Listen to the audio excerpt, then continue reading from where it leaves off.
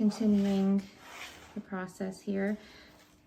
According to the quick start assembly instructions, you push this part of the handle into that, and then this piece goes on the end. It's the exact same. This is a different color, and this piece right here is a different color, but everything else is exactly the same. This is the piece that's going to fail first. This is the part that's going to break.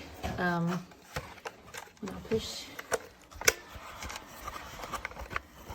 that to remove the roller so that I can clean it from hair and strings and all the things.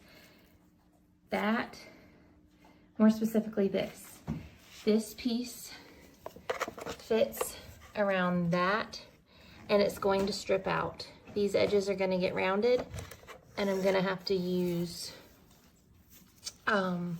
foamy shelf liner or something rubbery and grippy to wedge in there, but it will get me another couple of good years out of it. And like I said, for the power that it has and the fact that I had to take apart the vacuum to get all the dog hair out. It shut itself off, and the light is blinking. This is just some of the debris, and there's more, and you barely see it in there. And I've already pulled out